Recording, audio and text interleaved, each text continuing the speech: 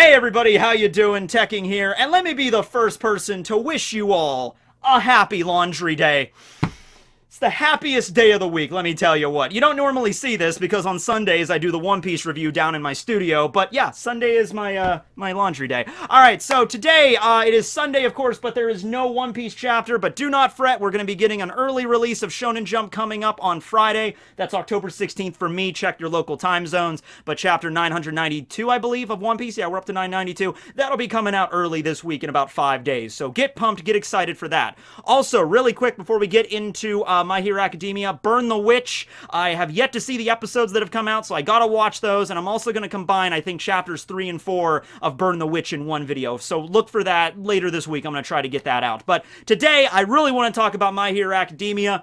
Black Clover was also fire this week, as well as Mashal, by the way. There's a lot of really good contenders to talk about this week, but in My Hero, I mean, we've been amping this up for a while now. I've been making a lot more My Hero videos, basically like talking about the chapters, so I'm really excited to talk about today. We find out something fundamental about quirks, like the nature of quirks. Pretty much every time we get sucked into the one-for-all dimension, which, I don't know, always just reminds me of Utah. It's just this vast desert with a darkness that never lifts and just winds blustering everywhere. Basically Utah. Every time we get sucked in there, we always learn something a little new. Last time we were in there, you know, the brother of All for One was talking about, like, the quirk singularity, and we were like, ooh, what does that mean? So, let me know if you guys thought about this, if this was theorized by other people, because let me tell you, like, this kind of caught me off guard with the kind of like breath they took it. I figured this was the case for the weird quirks, and when I say the weird quirks, I of course mean One for All and All for One, the ones that have like successive generations, and you can like, you know, give and take quirks and stuff like that. Izuku is of course the 9th user of One for All, right? Okay. And inside of the quirk, you got the previous generations.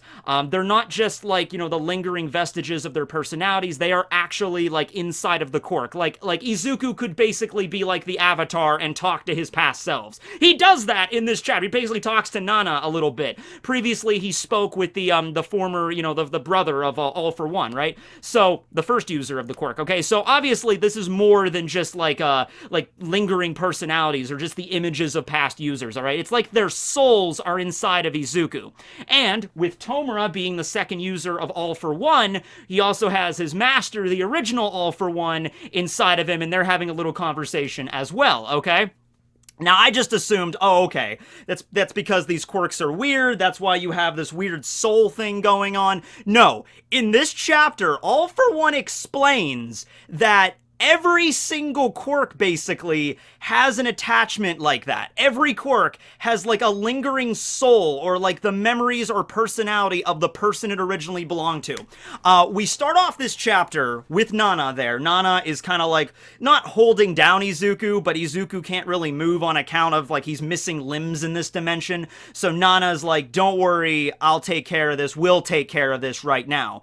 Last chapter, Tomura basically, like, grabbed Izuku. It was a little weird. It kind of looked like Izuku was getting his, like, nose picked by Tomura, because Tomura, like, had the finger blades, and he's like, you know, one for all, you will be mine! And it's just, like, the image of the panel, it just looked like Tomura was just shoving his fingers up Izuku's nose, and, like, that's how he's gonna, like, suck out one for all. So, very awkward, but at any rate, All for One is now in the one for all dimension. He's in the Utah dimension, okay? So they're in there, and now we're having, like, an internal mind battle. We're having, like, an internal world kind of battle thing where it's going to be like tug of war, where All for One, Tomura, is going to try to like drag out One for All, the quirk, alright? We find out from the original All for One. We find out from him who's in there too. He kind of looks over at Nana and he's shocked at first and he's like, holy crap! Hey Tomura, check it out! A dead person! Nana! That's so weird!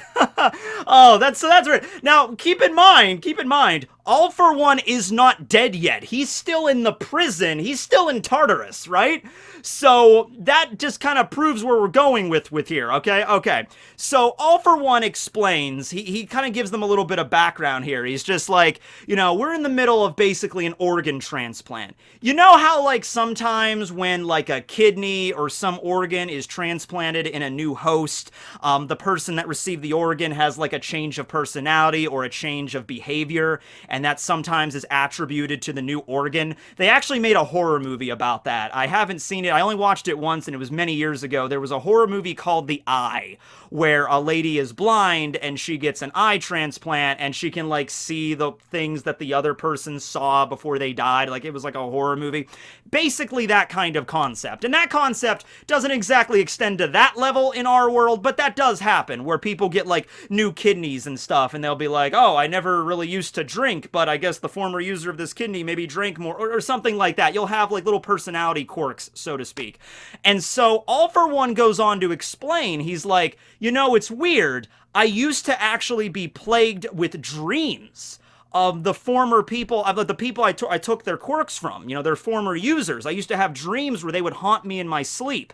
So All For One would steal, like, you know, he has all those quirks inside of him. Let's say he stole the, you know, that bone screw quirk, you know, the screw bone quirk. And he's like, the guy that I stole that from, I went to bed that night and he was there, like, hurling insults at me. Like, they're like, I can imagine there are a bunch of ghosts inside of All For One's head. They're like, why did you do this to us? Why? Why did you take our quirks?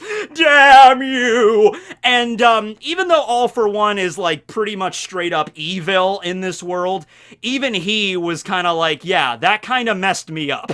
You know, he would wake up in like a cold sweat in the middle of the night, like, he's like, why did you steal? And so that was like messing with him mentally, where he started to like, he didn't know what was going on. He was thinking like, am I feeling guilty for what I'm doing? Me feeling guilty for stealing other people's quirks? What the hell? But he figured out the trick very early on. He's like, you know what? The damnedest thing. I wasn't feeling guilty. They really were spirits haunting me in my sleep. Because as he explains, whenever I took a quirk and then gave it away, I would stop being haunted by the people that had the quirk before, like the former users. So he steals the Screwbone quirk, has like nightmares about the guy that previously had it, and then he gives it away, and he's like, oh, nightmares are gone. All right, I wasn't guilty. It was literally the ghosts of these quirks. So, not really ghosts, because the people in these questions are still alive in a lot of cases. Like, All For One is still alive, and yet his soul is right here in this chapter conversing with Tomura, okay? So, I guess that's what Horikoshi is going with. Like, everybody's quirk factor basically has like a stored backup of their personalities, of who they are, essentially is their soul, which means a few things that I don't know. I don't know what road Horikoshi's gonna go down here. We don't know much about the origin of quirks, you know, what happened. We just know that one time there was a baby in China that was born that glowed gold, and first person to have a quirk, and then from that point onward, more people had quirks. I don't know if Horikoshi's gonna go down the soul road with it, or like, this is not just biological evolution, this is something more. This is something like divine intervention or something. Something happened, and that's how humans got quirks. You know, because it really does seem that way, that it's like you have a fragment of All For One inside of the quirk All For One, where he could be in a prison right now, locked up, but his original quirk that Tomura now has inside of him, that the doctor implanted in him, has a full version of All For One. Full version and everything. Even has some DLCs in there, you know? And he could still talk and think just like he normally did. So there's basically like two of them right now, kind of, right? And in the case with Nana, yes, Nana Shimura is dead as a doornail right now, but, you know, you had the quirk living on inside of Izuku, and therefore Nana's, you know, personality and everything she stood for and who she is exists inside Izuku. It's not just like she's like, oh, I am Nana Shimura. I am the 7th user of one for. It's not like she's a robot or anything. That's her, like her soul inside Izuku. And that's the case with everybody. So for example here, if All For One were to steal Todoroki's quirk, if he were to steal half hot, half cold, which, by the way, can we just call Todoroki's quirk Fire and Ice? That's what it should be called, not half hot, half cold. Fire and Ice, that's Todoroki's quirk. If All For One were to steal Fire and Ice from Todoroki, even if Todoroki didn't die, if he still lived on without his quirk, there'd be a ghostly image of Todoroki inside of All For One being like, you stole... Well, Todoroki would be a little bit more stoic, kind of emo with it, be like, you stole my quirk. How dare you? You know, something like that. Oh, Tokoyami. That's an even better one. That would be an even better one. Can you imagine? All for one. That's how they're gonna win. That's how they're gonna win. Tomura, you need to steal Tokoyami's Dark Shadow. And then Tokoyami, a soul version of Tokoyami, will be inside of Tomura, and he will be the most brooding, like, You stole away my power. I will use the darkness inside of your own soul to crush you from the inside out. You will feel the true pain that only one can feel once they've ripped someone's quirk out of their own body. You know, he would be the most emo. Like, imagine having a little Tokoyami inside of you, like speaking to you in your dreams and shit. That might be how they might have to win this. But no, that's how it happens. That's how it works. Every quirk is like this. So, yeah, I think this is something beyond just biological evolution at this point. There is something else going on here where Horikoshi, there's a bunch of different avenues he could take here, but I want to see definitely where this goes. Moving up to the next part of the chapter, yeah, Tomura is coming face to face, for lack of a better term, with his grandmother. And he only knows about her grandmother. They never met, because Nana died when Kotaro was only like a few years old. But, of course, Tomura, when he was a little kid, did find the picture of Nana, so, you know, he knows what she looks like, and, you know, Nana's like, oh, so you're Kotaro's son, you're my grandson, and there's a moment there where All For One is like, hey, check it out, Tomura, that's your grandma! And Tomura's like, just looks straight at Nana and just, like, narrows his eyes, and he's just like, Nana Shimura, make no mistake, even though I've never met you, I hate you all the same. So, I mean, that's kind of par for the course when it comes to Tomura at that point. Like, what did you think was going to happen? Like, Tomura meets his grandma, and he's like, Grandma Nana, I missed you. I wanted to meet you so bad. Can we make cookies together? Can we make sugar cookies, please? And Nana would be like, sure, okay, let's make cookies, Tomura, let's go. And then they leave to go make cookies, and then Izuku's just on the ground, missing limbs, just floating in Utah purgatory, and then All For One's there, and he's like, wait, no, Tomura, come back! I'm sorry, Izuku, that kid, we were supposed to steal your quirk and take over the war. Anyway, what's up with you, kid? Izuku can't even talk. He doesn't even have a mouth. He's like, So, no, that's of course not what happens, right? So they have a little meeting, but it really doesn't establish anything else other than just Tomura's unabashed hatred for everybody, including All For One, because then we get into the tug-of-war battle. We get into the tug-of-war battle of All For One, Tomura, trying to steal One For All, okay? So the whole, like, area of Utah just gets ripped to pieces. It's, like, getting ripped to shreds. You know, the winds pick up. The ground begins to split as they're, like, literally dragging the quirk out, right? However, All For One's little bro shows up. That's what I wrote down right here. Bro shows up, and he's helping out Nana now, and they're like, you shall not invade this place, All For One. Big brother, I should have stopped you back then. You will not take this quirk today. And All For One just goes on this rant, basically just shitting on Izuku the entire time, like, you picked this kid as the successor for One For All. Are you guys idiots? Come on. He was like, he's almost half dead anyway, and his little brother, we don't know their names yet, his little brother is like, no, we picked the perfect person, because, well, they didn't really pick it. See, here's the thing, the Vestiges, I don't know if they have, like, such a big sway in this, like, the former users of One For All, like, swayed All Might to pass the quirk onto Izuku, if they have that much control over him, like, even subconsciously, like when, All Might met Izuku, were the Vestiges, like, speaking in his ear, like, that's the next one, you need to give him, he's the 9th user of One For All, definitely, and All Might, like, subconsciously, like Inception, just kind of wakes up one morning and is like, I am here, and I should do that, yes. Don't know if that's how that went, but I would assume they don't really get to choose. It's just, and a lot of the past users of One For All, we've seen, a lot of them get passed on in the heat of the battle. Like, it looked like the 5th user, Dongoro Banjo, he was all beat to shit. He was about to die, and he's like, I'm about to lose it. I need to pass it on to you, kid. And then he just passes it on, and then that's it. So a lot of it's just spur of the moment, kind of spontaneous, right? And they don't know who the next one's going to be, but even so, the original user of One For All For One's brother, looks down at Izuku. Once again, Izuku still can't talk, and he's just like, you know, this is the perfect user. This is the kid that deserves it, because he charges in with an insane amount of desire to protect his friends and everybody. Like, this kid is what embodies to be a hero. Yes, he does recklessly endanger himself, but he embodies this quirk perfectly, to the point where it might even not defy, it might defy common sense, but, this works. So, his brother kind of sticks up for Izuku a little bit, which was nice there. So basically it comes down to a stalemate where they're both in the world and they're kind of like tugging and pulling. One more thing I wanted to bring up that was kind of interesting here, I find anyway. So in this world of One for All, Nana looks perfectly fine. Like, when she died, we don't know the full circumstances about how Nana died. We know, All for One killed her, but we don't know the whole situation. But she was really banged up. If you go back and watch All Might Rising, you see her about to die, and she's all bleeding and bruised and everything. But in this world, like the Utah world, she's perfectly fine. She's not bleeding. She doesn't have any injuries.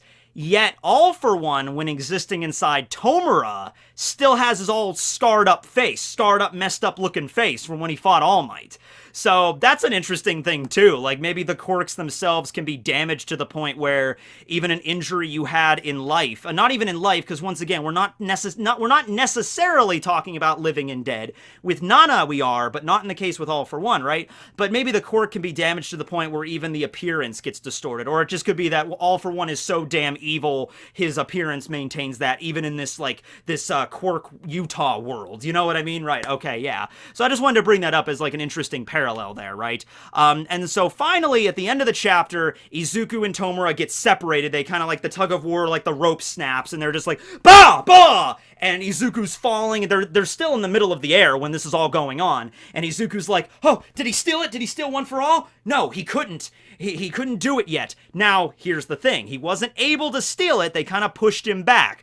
But at the same time, you hear All for One speaking to Tomura. Tomura's about to lose consciousness because he's still burned all to crap from Endeavor. He's healing a little bit, but not entirely. And so he's about to lose consciousness, and All for One speaking to him inside. He's just like, listen, Tomura, it's not done yet. You have another chance. Don't lose consciousness. Retreat. Retreat, heal, and get to the point where your body can stabilize, because you're only at 75% right now. If you can retreat, heal up, and then your body stabilizes at 100%, come back, you will be able to steal that quirk. You'll be able to do it. Now, Tomura still doesn't want to listen to All for One. There's even a scene in the chapter where he almost gets destroyed as well, because Tomura kind of hates everybody.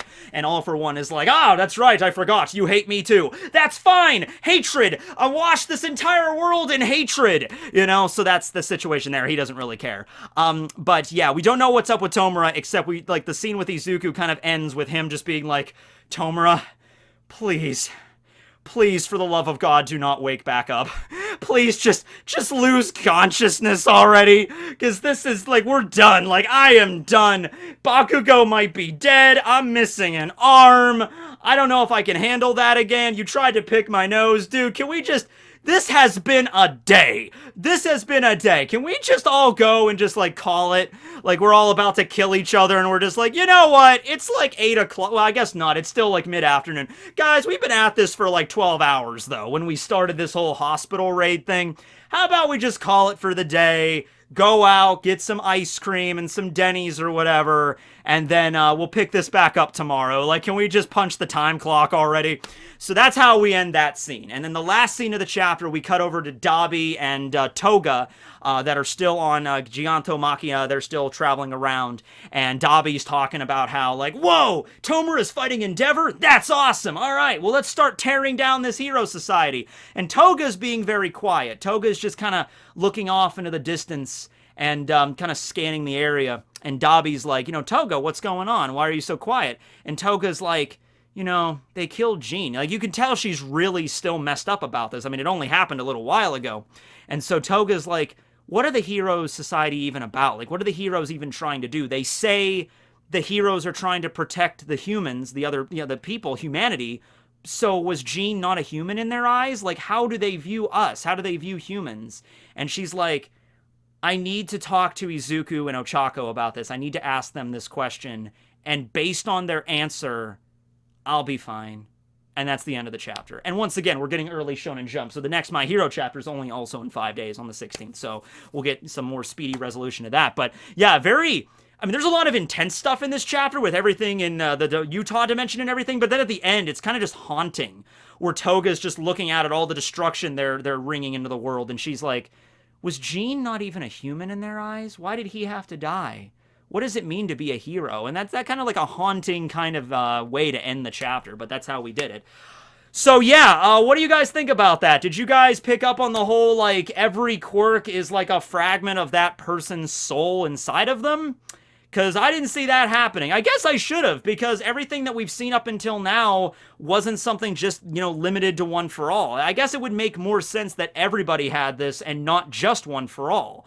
I guess you could always say that, like, oh, it's because, you know, it was a weird quirk. It was two quirks mixing together, and that was the weird thing that happened to it and everything.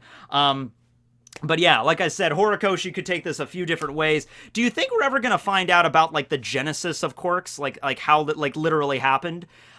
Because, like, that's something, like, in the My Hero Academia world, they just literally don't know. Like, there's research that can be conducted into it. It's kind of like for, like, an abiogenesis in our world. Like, where did life come from in our world? It's like, well, you know, there's, like, you know, a bunch of theories here. Like, maybe a meteor hit the Earth, and then stuff in the meteor, like carbon, mixed with stuff in the Earth itself, and then, like, it was at the right time and for this to happen, and there's geothermal vents at the bottom of the ocean, which is where, like, the earliest bacteria came from.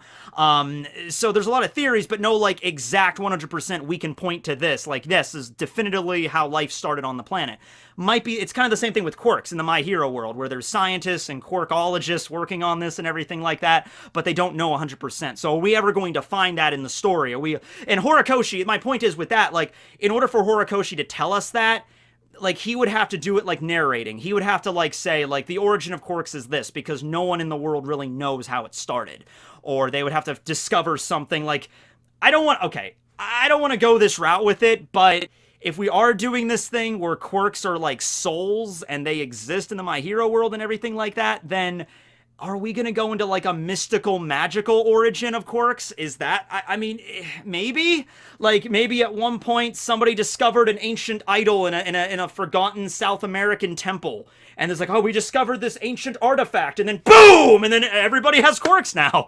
Like, I don't think I want to go that way with it, but, like, he could, I guess. I mean, that's as good as idea as any. I suppose. So we'll see where that goes. But yeah, let me know about your theories on that below. I'm gonna go get my comforter out of the dryer. You guys have a good day, and see you here later this week. Really good chapters, like I said. I want to talk about Black Clover and Mashal this week. Do another Mashal video. The Mashal video, by the way, really good response from that, so I'll be making more Mashal content. Thanks to everybody that, you know, watched that video. Doing really good. For a series that only has like 30 chapters, I think it got pretty decent views for what it was, and so a lot of people are enjoying that. Catch you back here next week, guys. This will be Tekking and Barry signing out.